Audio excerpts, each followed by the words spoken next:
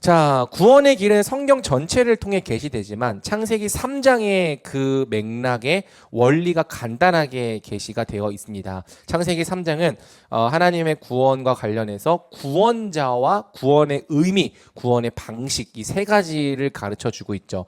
먼저 창세기 3장 15절은 하나님께서 우리의 구원을 위하여 구원자를 보내실 것이라는 약속을 우리에게 보여줍니다. 창세기 3장 15절을 한번 같이 읽어보겠습니다. 시작. 내가 너로 여자와 원수가 되게 죄송합니다. 내가 너와 여자 사이에 네 자손과 여자의 자손 사이에 증오심을 두리니 여자의 자손이 네 머리를 상하게 하고 너는 그의 발 뒤꿈치를 상하게 할 것이다. 아멘. 자, 이 구절도 우리말 성경의 번역이 아주 기가 막힙니다. 이제 창세기 개역개정은 번역은 너로 여자와 원수가 되게 하고 네 후손도 여자의 원수가 되게 하리니라고 되어 있는데 원문을 보면 너와 여자 사이에 원수됨을 두리니라고 되어 있습니다. 그래서 이것을 우리말 성경은 금방 사라져 버렸는데 우리말 성경은 너와 여자 사이에 증오심을 두리니라고 이야기를 하는 거죠. 여러분 이게 왜 중요하냐면요. 뱀과 여자는 한 팀이 되었단 말이죠. 함께 하나님을 대적하는 관계 같은 편이었단 말입니다. 그런데 하나님께서 뱀에게 심판의 말씀을 선포하시면서 사람과 이 뱀 사이에 증오심을 두어서 뱀과 사람이 한 팀이 되지 못하게 만들 거라는 거죠. 그래서 사탄의 목적이 뭐냐면 결국 모든 사람을 다 자기 편으로 끌어들여서 함께 하나님을 대적하고 함께 멸망하는 것이었거든요. 그런데 끝끝내 사탄이 어떤 사람들은 자기 편으로 끌어들이지 못할 거라는 뜻입니다. 그리고 여러분 만약에 사탄이 자기 팀으로 끌어들이지 못했어요. 사탄의 원수가 되었어요. 그러면 하나님께는 뭐가 되는 겁니까? 하나님께는 백성이 되는 겁니다. 사탄의 원수란 곧 하나님 편인 거거든요. 그래서 이 말씀이 사탄에게 하나님께서 심판을 선고하시면서 내리신 말씀인데 하나님은 이 말씀을 통해서 결국엔 우리를 구원하시겠다. 사탄이 자기 편으로 만들지 못할 사람들, 즉 하나님의 백성들을 만들어내시겠다라고 선언을 하신 겁니다. 그래서 성경은 계속해서 이 여자의 후손을 하나님의 백성을 나타내는 표현으로 사용을 하는 거죠. 그래서 여자의 후손은 이 하나님 백성 전체를 말하기도 하면서 또한 뒤에 보니까요, 이 여자의 후손이 뱀의 머리를 상하게 할 것이다라고 성경은 이야기를 하고 있죠. 뱀의 머리를 깨트린다. 머리를 깨트린다고 하는 것은 결정적인 패배를 안겨준다라고 말하는 거예요. 그래서 여자의 후손이 뱀에게 결정적인 패배를 안겨줄 텐데 그 여자의 후손이 누구인가를 추적해 나가는 것이 성경의 굉장히 중요한 흐름입니다. 그래서 창세기 3장 15절에서는 여자의 후손이라고 되어 있지만 이것이 성경이 흘러가면서 창세기 22장 18절에서는 아브라함의 후손이 대적의 성문을 차지할 것이다. 아브라함의 씨를 통하여서 천하 만민이 복을 얻게 될 것이다 라고 이야기를 하는 거죠. 쭉 추적해 나가보면 유다의 후손으로부터 통치자가 올 것이다. 하나님은 약속을 하시는 거죠. 더 따라가다 보면 다윗의 후손으로 오실 리가 영원히 이 땅을 다스리고 통치하실 것이다 라고 이야기를 하는 겁니다. 여자의 후손이 누구인가를 계속 추적해 나가는 것이 구약 성경의 줄거리고요. 그렇기 때문에 마태복음 1장 1절은 이러한 구절로 시작되는 거죠. 아브라함과 다윗의 자손 예수 그리스도의 계보다. 하나님께서 약속하신 여자의 후손, 아브라함의 후손, 유다의 후손, 다윗의 후손으로 오신 분이 바로 예수 그리스도라는 선언으로 시작이 되는 겁니다. 뱀의 후손과 여자의 후손은 그 이후로는 또 이제 하나님의 백성들을 상징하는 이 표현이 되기도 합니다. 그래서 성경의 구속사는 뱀의 후손과 여자의 후손 사이의 전쟁으로 시작돼서 뱀의 후손과 여자의 후손 사이의 전쟁으로 끝난다는 특징이 있어요. 그래서 뱀을 따르는 뱀의 후손들이 이 세상에 가득하지만 그 사이에 하나님을 따르는 하나님의 후손, 여자의 후손의 계보가 존재하는 거죠. 창세기에 수많은 계보들이 나오는데 여러분들 재미없다고 생각하지만 그 계보들이 한쪽은 뱀의 계보를 말해주고 있는 거고요. 한쪽은 여자의 후손의 계보를 말해주고 있는 것입니다. 그리고 항상 뱀의 후손들은 여자의 후손을 박해하고 또 핍박했죠. 가인이 아벨을 죽인 것으로부터 시작해서, 그래서 가인이 뱀의 후손이고 아벨이 여자의 후손이거든요. 또 나중에 이스마엘이 이삭을 핍박하는 것처럼 항상 이 뱀의 후손들은 여자의 후손을 핍박해 왔다. 하지만 그럼에도 불구하고 여자의 후손이 그리스도와 함께 궁극적으로 승리를 할 것이다라고 말하는 것이 성경 전체의 줄거리입니다. 그래서 여러분 36쪽을 보면은 제가 그것을 그려놨어요. 점진적인 계시를 통해 후손의 범위가 좁혀진다. 성경은 점진적인 계시라고 해서 처음에는 약간 떡밥을 잘 안 풀다가 점점 뒤로 갈수록 명확해지는 특징이 있습니다. 여자의 후손, 아브라함의 후손, 유다의 후손, 다윗의 후손을 통해서 유일한 여자의 후손이신 예수 그리스도가 이 땅에 오시고 예수 그리스도와 연합된 우리 역시 여자의 후손이 되어서 하나님의 백성, 교회가 된다라고 성경은 이야기를 하고 있는 겁니다. 자, 두 번째로 구원의 의미를 창세기 3장에 설명해 주고 있는데요.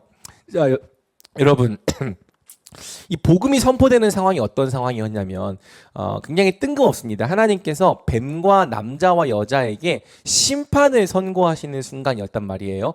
다들 혼나고 있는 거죠. 여러분 학교에서 잘못하면 선생님 앞에서 이제 다들 이렇게 열중샷하고 요즘 안 그런가?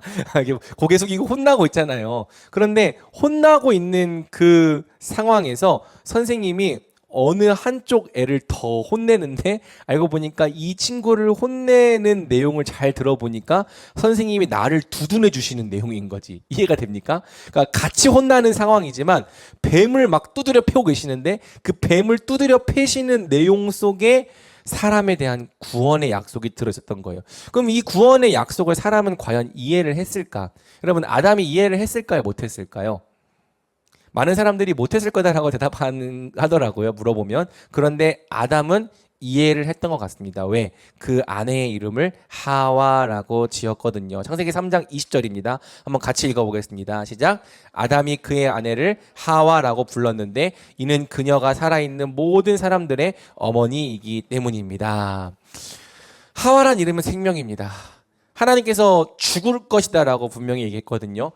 성경의 맥락을 보면 19절 말씀에서 너는 흙이니 흙으로 돌아갈 것이다 라고 말씀하셨는데 그 죽음의 선포가 끝나자마자 아담이 자기 아내의 이름을 하와 생명이라고 짓습니다. 왜? 앞으로 생명을 가진 자는 반드시 여자의 후손이 될 것이기 때문에 생명이 여자의 후손으로부터 올 것이기 때문에 그래서 여러분 생명이란 하나님과 교제할 수 있는 관계의 회복을 의미한다고 했죠. 여자의 후손을 통해 생명을 되찾은 사람은 다시 하나님 나라에서 복과 안식을 충만하게 누리게 될 것입니다. 구원의 내용, 구원의 의미는 생명이다라는 것을 성경은 이야기해주고 있죠. 자, 마지막으로 창세기 3장은 구원의 방식도 가르쳐주고 있는데요. 그 방식이 창세기 3장 21절에 나타납니다. 한번 같이 읽어보겠습니다. 시작.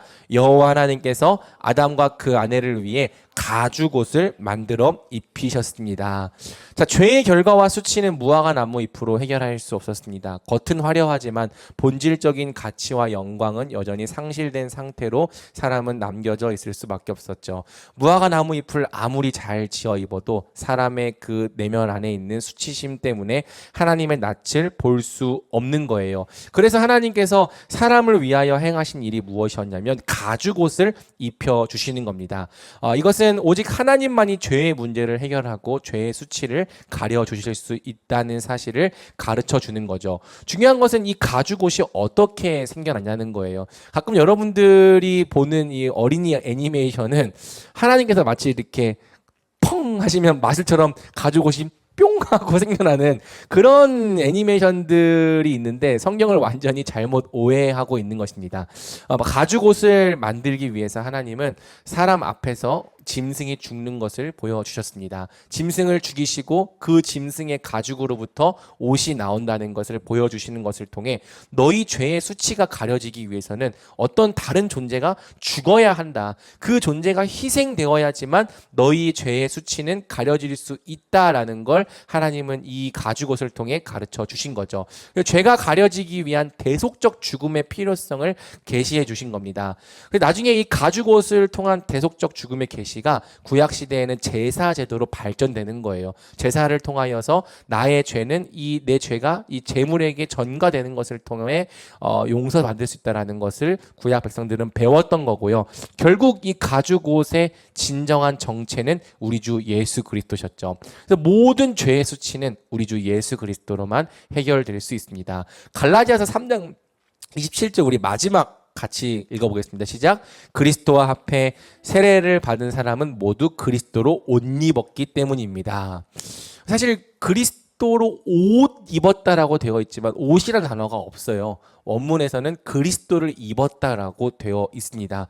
우리 모든 죄의 수치는 예수 그리스도를 입을 때 해결될 거예요. 무화과 나무 잎으로 우리 인생을 가리려 해도 그 수치와 부끄러움은 가려지지 않았지만 우리를 위해 죽으신, 우리를 위해 십자가를 지신 예수 그리스도를 옷 입을 때 우리는 더 이상 이 수치와 부끄러움에 시달리지 않고 하나님의 형상으로 온전케 되어 다시 하나님의 영광을 회복한 자들이 될 것입니다.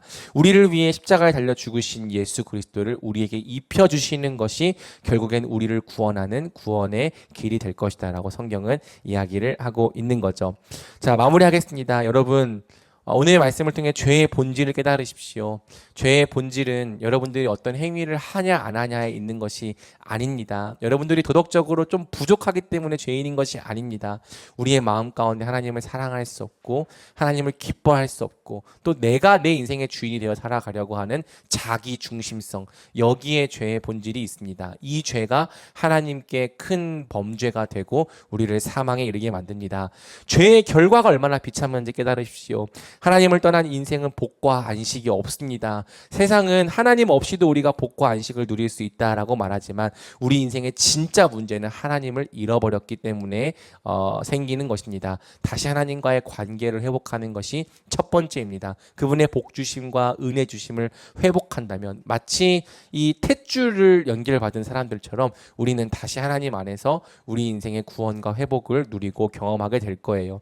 하나님이 주시는 구원의 길을 붙드십시오. 우리는 오직 여자의 후손으로 오신 예수 그리스도를 옷 입는 것으로만 생명과 복을 회복할 수 있습니다. 그분을 그저 안다라고 고백하는 것으로는 불충분합니다. 그분을 그저 입으로 믿는다라고 고백만 하는 것도 불충분합니다. 우리는 그분과 연합해야 합니다. 그분을 옷 입어야 합니다. 예수님을 여러분의 인생의 주인으로 받아들이십시오. 예수님을 여러분의 인생의 주인으로 영접하십시오. 그분을 여러분의 마음 가운데 모시고 그분의 모든 것을 입으십시오. 여러분들 용서받을 것입니다. 여러분들의 모든 수치는 떠나가고 하나님의 영광으로 가득한 삶이 여러분의 인생 가운데 시작될 것입니다. 죄의 심각함과 끔찍함을 알고 참된 회개를 통하여 구원의 복을 누리는 우리 말씀이들이 되기를 주님의 이름으로 축복합니다. 아멘.